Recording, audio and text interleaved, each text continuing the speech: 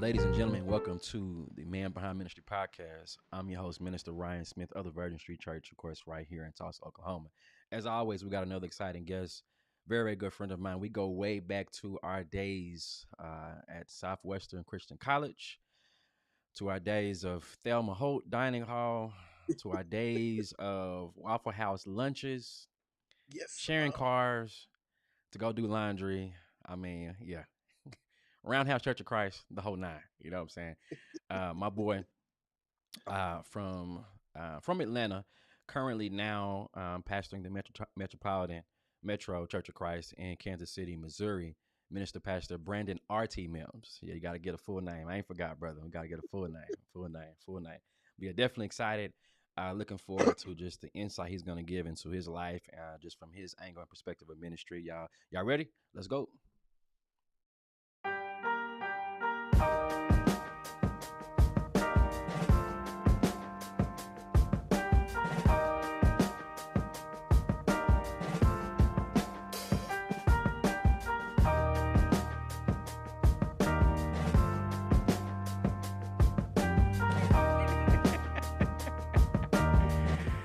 Pastor, how you doing, man? man, I'm doing well. How are you? I'm doing well, man. Doing well. Great to have you on the show, man. It's a blessing. I know we boys, but still, man, it means a lot. Man, I'm honored to be considered a preacher and to be able to come on here and talk. Yes, sir. Yes, sir. Yes, sir. You want to go and jump into it? Let's do it. All right, man. I'm looking at your camera, man. People looking at you. People looking at you live, man. Maybe on a replay, man. I'm looking at you, man. People who look at you and follow your ministry, man. Man, you stylish. You stylish, man. We Who? probably call you the Creflo Dollar of the Church of Christ. You know what I'm saying? Just real stylish, man. And so we can start out, man. Just talk to us, man. What motivates your style, bro? Doc, I'm gonna be honest with you. I didn't know. I didn't know that I was considered stylish. And when I read the question you sent over, I was like, "Who's he talking about? He's got to be talking about himself." First of all, let me say I'm honored to be called stylish by you, the king of style. Oh Even gosh. back from the days of Southwest, you always been the king of style, man. So the fact that you would consider me stylish is just amazing to me. I'm honored to say the least, man. I'm trying not to blush. You good, man. You Uh, good. man, uh, I personally I believe that the way we look and the way we dress is an expression of just our personality. Hmm. And so I'm not a bland or kind of mundane person, Yeah. and so my style is just motivated a little bit out of my personality. And of course, Hmm. I'm from Georgia, so I'm country, and we believe in bright suits, powder blues, and pinks, and everything else because Hey, I'm I've from. been there, brother. I've been there. So part of it is country, but I believe that the man of God ought to be distinct, Hmm. and that he should carry himself in a certain way.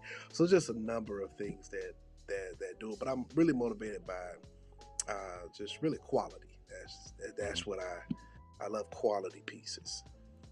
I like that, and you can tell not just from your apparel, but the car you drive. I'm looking in your office now, man. That's an executive chair behind you, man. Hey, God is good to you, brother. Yes, sir. Yes, sir, man. Just outside of just your stylish, man.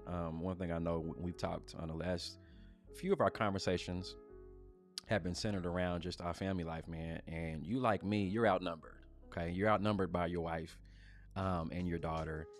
And just kind of Hmm. talk to us, man, about just how your wife and your daughter have just impacted you personally and just impacted the ministry, man. Because I can speak from personal testimony now. You change, and you change for the better. So kind of tell us about your experience. Well, number one, they've softened me. You Hmm. know, I'm a I'm a alpha male type of dude, and from the hood of Atlanta, from the West End, and so I really was just really hard, just Hmm. my natural demeanor. And so when you have a wife and a daughter, they start pulling on you in different ways Hmm. uh, and you start learning about these things called feelings, and, and you start You start having compassion and caring because you have to. It's funny you say that too, because the other day I was complaining about one of my staff, and my wife always thinks I'm too hard. And she says to me, she says, "Why don't you just treat them the way you treat us?" And I thought that was ludicrous. I'm like, you know how much work I had to do Yeah. uh, to get this compassionate and caring, and that's not my Mm-hmm. that's not my natural demeanor. What's that? That's not my DNA. I ain't wired like that. Exactly. It's because I love y'all that I can be all of those things. Mm-hmm. So they've done that, man. I've just really helped me with my level of empathy Mm-hmm. and compassion. And I put it to you like this: this is what I tell everybody, that when you're a male growing up, nobody really shows you a lot of compassion Right. um, and affection, and Mm-hmm. you know what I'm talking about. You know, Yeah. Smith, Yeah. Yeah. yeah, they stopped hugging and kissing you when you were probably about 3, Right. and so. You know, my mother literally told me that. She was like, "Well, when you were about 3, everybody said don't be hugging and kissing. No, you will make you soft." And so men grow up and end up being these just hardened individuals, and then all of a Right. sudden somebody tells you something's wrong with you. You're right. Well, what's wrong with you? Why don't you have any compassion? Why don't you, why aren't you affectionate? Why don't you have any feelings? Because I was literally raised to not have them on purpose. Yeah. And it's not until you get married and have a Mm-hmm. family that they start saying you need to change. Right. And you Right. It's like, like I've been doing this way my whole life. Yeah, I don't know how. I was Um. literally raised to be this way. Yeah. Yeah. Yeah. So, You. Yeah. You're a girl dad, man. Tell us mhm. about that, man. Just being, like you said, growing up with that demeanor and that construct now to have a daughter.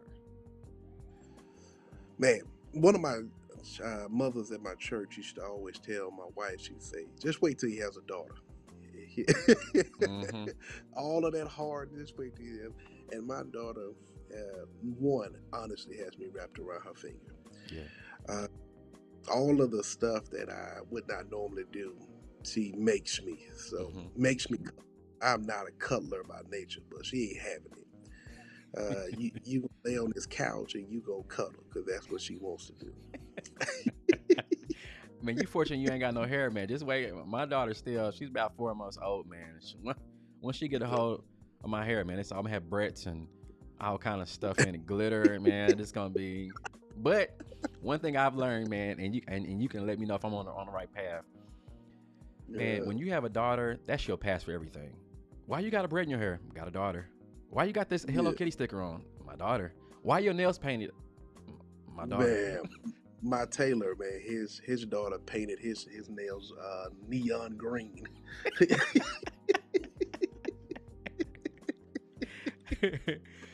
Love it, man.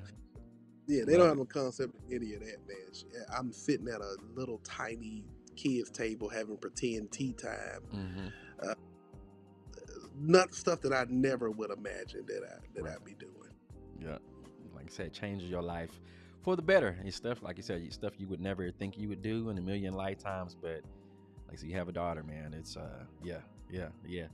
Um, Kids in general make you more patient though, because you have to learn to be patient because they gonna mhm. do everything on son. I'm taking notes, man. Taking. How old is your daughter now? 2.5. Oh well, yeah. You in the thick of it, man. You in the thick Oh of yeah, it. yeah, Yeah. yeah. Uh, Running through him. I'm taking notes, man. I'm taking notes. Love it, man. Love it. Um, Obviously, as a man of God, minister and a pastor, you're leading and shepherding a church, man. And of course, you have your entrepreneurial things that you're kind of into as well. It's rare that the man of God just has what we call spare time. That's a premium. That's a luxury. But Mhm. when you do have some spare time, when Brandon has some spare time, what's Brandon into? What's some hobbies? What's some things you're interested in, man? Man, I believe you work hard, you play hard, Yeah. and so I don't allow the ministry to suck everything from me and my family. Mm-hmm.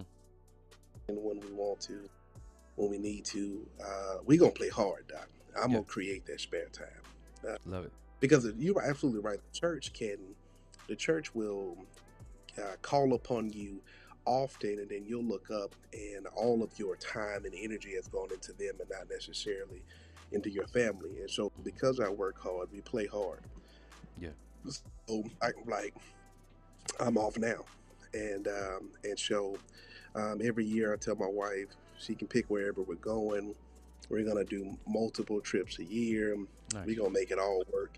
We're gonna have a good time. We're gonna go to dinner at restaurants. We take our daughter with us. Mm-hmm. I make sure that we enjoy life because I don't want any of them to ever look back and feel like that they made unrewarded sacrifices for That's me good. and for ministry, and that they grew up without me. So we all in the mix, Doc.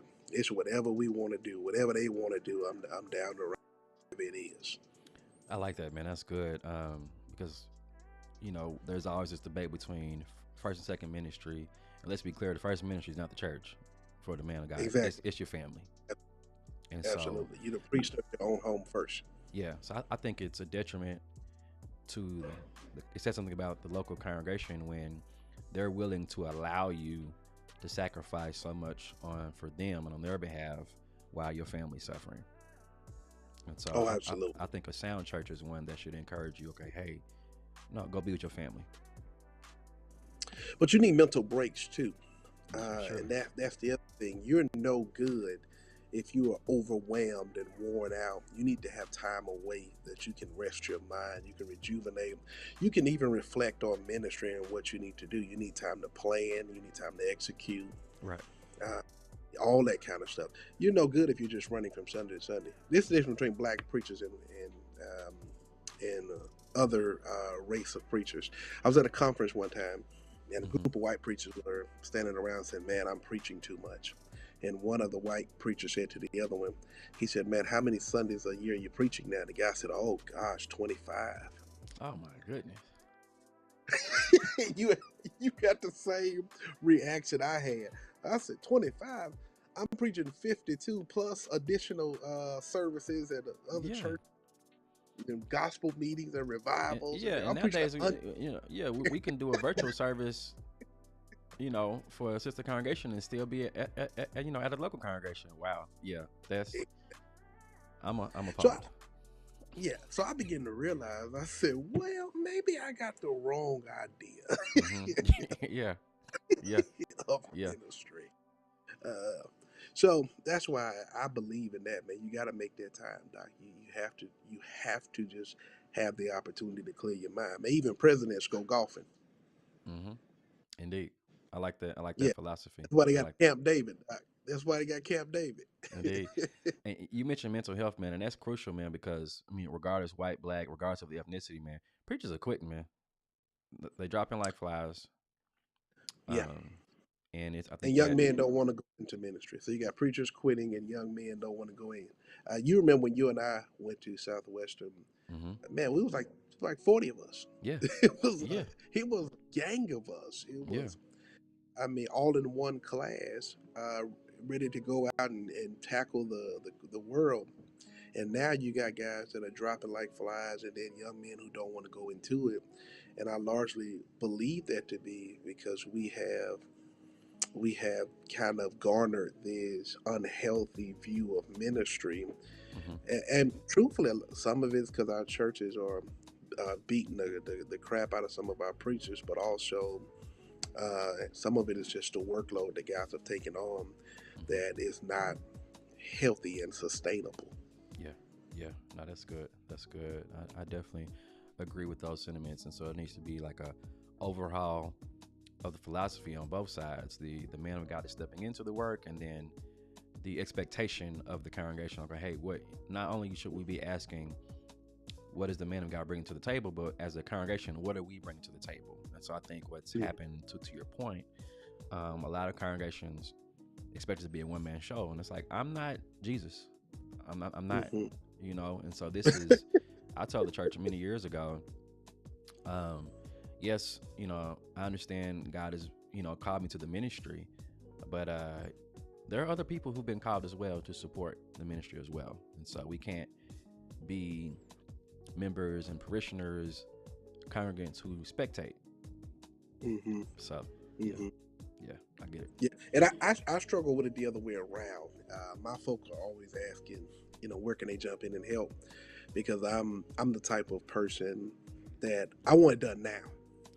Like, I don't want it done a week Yes, from now. I don't want it done yes, tomorrow. yes, I want it done now. yes. And so oftentimes I'll just do it myself.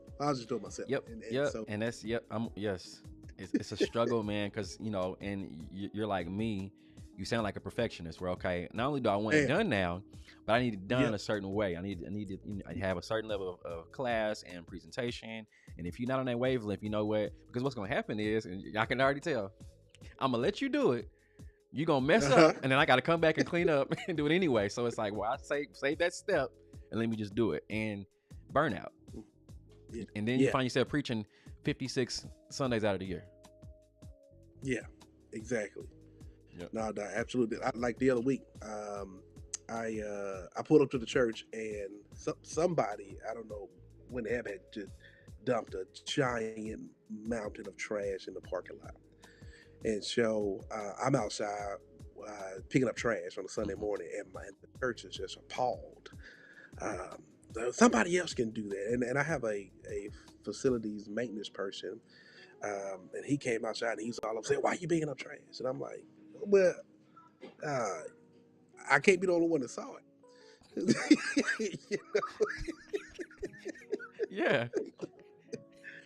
Yeah, he's all upset. The other folk upset that I'm out there picking it up. I'm like, yeah, and everybody walked past it too. Mm-hmm. Sure did. So, Yeah. It's really appalled because I'm the one that had the audacity to do it. yeah, because I'm out there in a suit picking up trash. Yep. All I'm like, stylish and stuff with no socks on, exactly. with your loafers on. You know what I'm saying? Yeah, Getting your ankles ashy, man. exactly. I was about to say that loafers, no socks, all that. Just out there, whole windshield blowing on my ankles, doc. Getting that shit. But I'm like, yeah, it got to be done. There you go. That's me though. I'm just get it done type of person because I want it done right now. And perfectly, that should motivate people to kind of step the game up, man. Love it. Love it. Also, okay, so I mentioned in the intro, man, you are, of course, from Atlanta. Mecca of what we would say, black people, that's the Mecca, So now you're in Kansas City, Missouri. So you got to solve the debate, man. All right, what's the best barbecue in the country? Oh, Doc, I have no issue saying Kansas City has the best barbecue. And I am a barbecue connoisseur. I've had it all over the country. I've had the Carolina vinegar-based, the Memphis dry rub. I've had the Texas style. And then, of course, the Kansas City. Nobody beats Kansas City barbecue. So what separates Kansas City from everybody else? Now, it's just the quality of the barbecue. I mean, it's what we say. What's worth barbecue is low and slow. Is that they do it right, Doc. Kansas City has the best barbecue. Well, you heard it here. Don't shoot the messenger. I just asked the question, okay? All right. My man said Kansas City is the way to go, and he didn't taste it all the rest. So I guess, hey. Now, let me tell you, Kansas City is so the way to go. When I was in Vegas, there was a restaurant with a giant sign outside my hotel that said Kansas City barbecue. Yeah, you way in another part of the country. Yeah, exactly. And by the way, it was not Kansas City barbecue. I better say, did it taste? Yeah, there was no gates. Not at all, Doc. Not at all. and so every year at the church we have a grill off. Because that's what you do when you in Kansas City. Your church has a barbecue off to see who's gonna make the best. And I'm just happy to report that I'm the 2-year reigning champion. I was going to say, are you a topping? Okay. Doc, my wife know when it's time to grill, Doc. I don't play no games with it. Well, let me tell you something. I am actually appalled because you've had this, and I never got an invite. So I don't know what kind of operation you got going on there, but we need to fix it. So and that's how you know you're in a black church in the black community, because not only do we have the grill off, we do fish fry at the grill off. So that's black folk. There's a whole tent of catfish being fried up. So I look up, Doc, and the line is wrapped. Hey, you can go ahead and stop because I'm getting more offended the more you tell about this whole engagement. So let's just stop. All I need to know is when is the next one so we can make our way down there. Greater Grill Off is every second Saturday in June. It's our church anniversary weekend. Okay. that we got everything from ribs to burgers, lobster, catfish, shrimp skewers. One of my members brings out they do street tacos, and Mm. I mean, like, we do it all, Doc. And there's usually a line going out the parking lot from neighborhood people coming up and getting at the fried fish line and all that kind of stuff. It's a wonderful event that we do every year. But because it's Kansas City, Doc, so that's what Yeah. we do. Nice. Bob, Speaking of food, man, I followed you on the socials, man. I saw recently your congregation. You have your own coffee. yes, Kind yes, of we tell us do. about Yeah, that, we man. so it goes with our history. So when we were building our church, we didn't have anywhere to worship Mm-hmm. for a while we were under construction. So we worshipped in the Westport Coffee House. That's So right. after That's we right. went, after we went into our building, we put a cafe into the church building, Mm-hmm. and so to commemorate our history and our heritage of being in a coffee shop for nearly 3 years, about 2.5 years, we partnered with a local coffee company called Messenger Coffee, which is very Mm-hmm. big in Kansas. And they produced our own blend, and we call it the Greater Blend. So it's like toffee and black cherry and Okay. walnut and Mm. all these flavor notes, and so it's really is great coffee. My wife now won't drink any other coffee other than our Greater Blend. And so we're just excited. It's $15 a bag. Anybody want to purchase it, you can go to greatermetro.church. I was gonna say, And you can go ahead and get the shameless plug, dog. Get the plug. there you yeah, exactly. Greatermetro.church. The coffee, just click on the coffee tab. You can order it. We'll ship it right to your house. You get the Nice, man. grounds Nice. I'm like your beans. daughter. Wow. Yeah. Yeah. I, I'll be honest, man. I'm not a coffee drinker. But Hmm. I will try it. I Man, will. our church is serious. So we have so every Sunday morning we have dozens and dozens of donuts because we have a partnership with Lamar's Donuts, and Okay. so every Sunday they donate literally 12 to 18 dozen donuts to the church on Sunday morning. And so we have that, and we have like all this coffee and hot tea stations. And you would think you were at a hotel Yeah. continental breakfast Yeah. Yeah. when you Yeah. come into the church. Um, so that's serious. So they go through, man, 4 or 5 giant air pots of coffee every Sunday. Hmm. Man, they just go through it, man. And of course, you can get espressos and cappuccinos and all the other kind of stuff. We put a real full scale cafe into the church. I like that, man. And so, one thing I'm noticing is the spirit of entrepreneurship is definitely alive and well in the congregation. That's awesome. I like that. I like that a lot. Yeah. Well, Doc, to be honest with you, and this is why God put me in the position that I've been an entrepreneur since I was 5. My first business was me providing a service at the local grocery store that I Mm. carried people's groceries to their cars. And you Okay. never know what God is preparing you for. So when I was about 5, I lived in the hood in Atlanta in the West End. We had a Yeah. grocery store called Big Bear. Hmm. And because people would steal the buggies or the carts, they put bars around the outside of the building. So when you came out of the grocery store door, you couldn't go far. Hmm. And so I would carry people's groceries from their cart to their car, Yeah. and they pay me $1. Well, and I'm 5.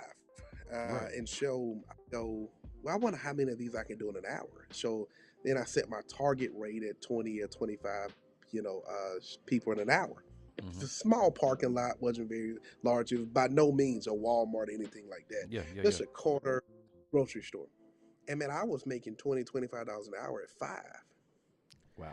Uh, Taking people's groceries to their car. They pay me $1.75 or whatever Hmm. the case may be. A lot of people pay me in food stamps. You remember the old food stamps when you tear it Hmm. out the book? Yes, sir. I go home and sell them to my grandmama. That's probably illegal. I think so. I think it is. It's okay. It's Yeah. okay. It's in the past. Hey, brand new start. Great. So, Yeah. but I give you that to say, fast forward to me starting the church. I started a church, so that means there's no money.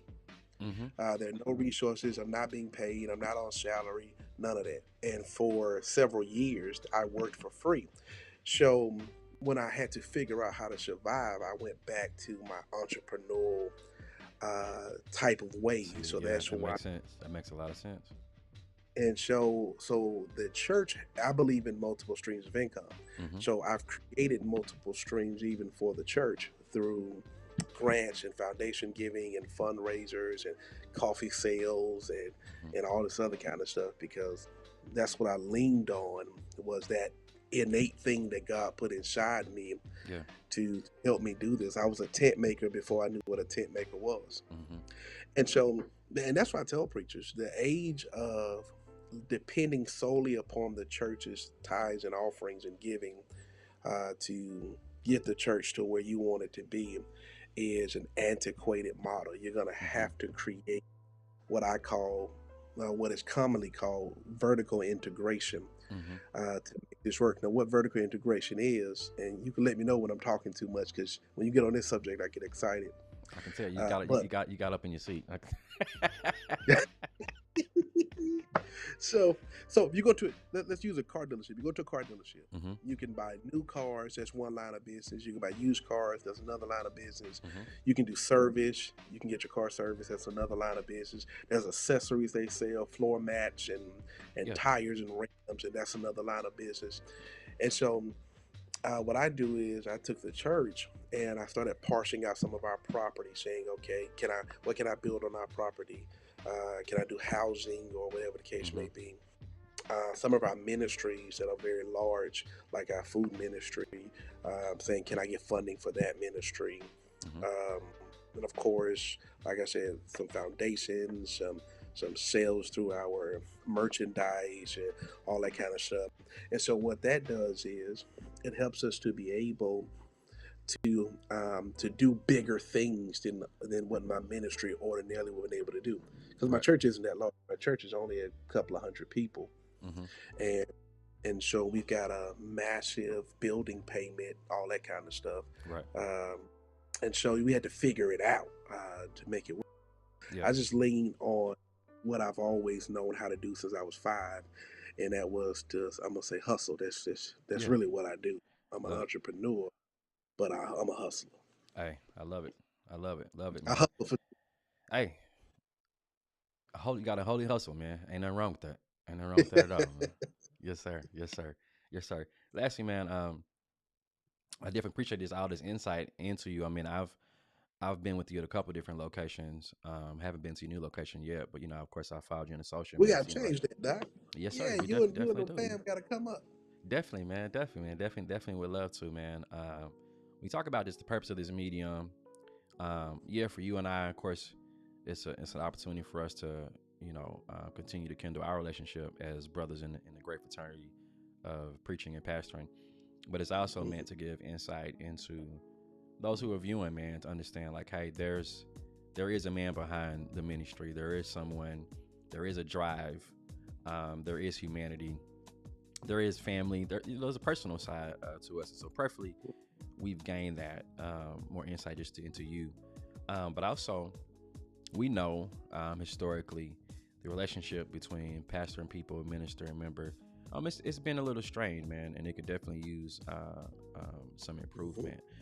So to that point, there may be variety of audiences on whether they're fellow ministers, church members, locally, and even across our brotherhood. There may be some people unchurched. Maybe we know how it is, man, especially in this virtual world.